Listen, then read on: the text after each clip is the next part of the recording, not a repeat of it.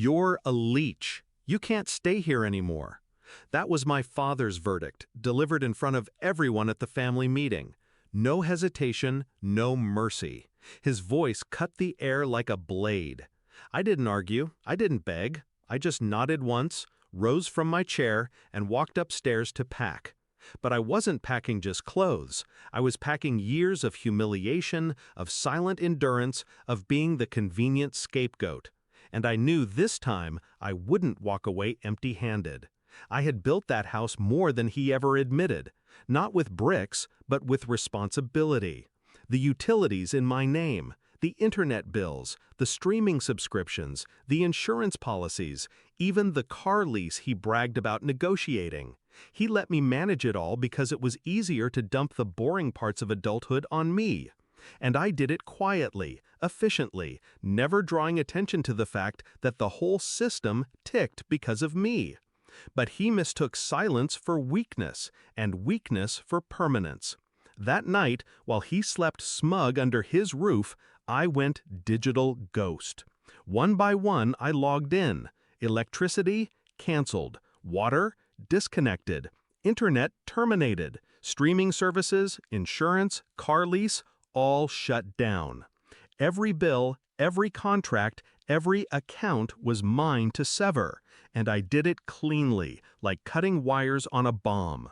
By dawn, that house was no longer his fortress. It was a shell.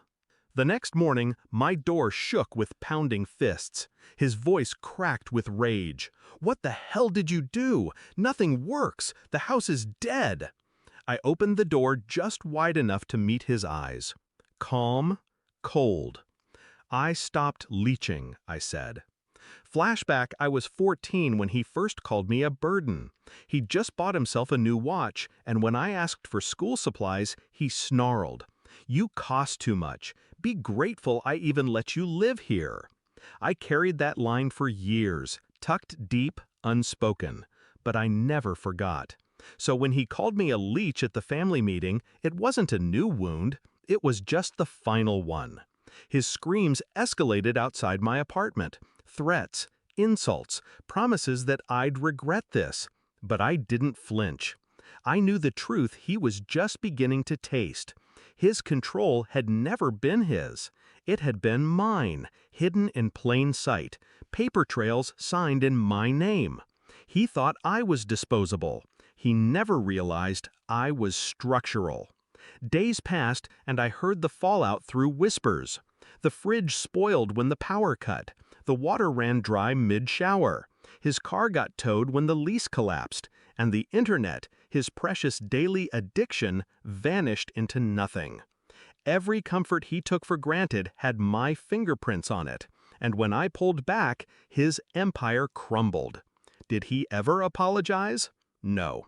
Men like him don't bend. They break.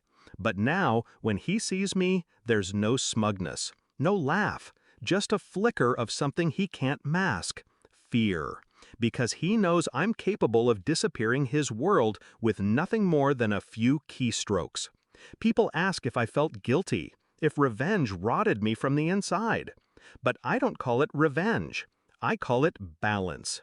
He stripped me of dignity in front of the family. I stripped him of his illusions in front of himself. When he spat, "You're a leech," he thought he was cutting me off. What he didn't realize was that I had already unplugged him. The last time we locked eyes, he asked through clenched teeth, "How could you do this to your own father?" I smiled, small and deliberate. "Easy. You said I wasn't family."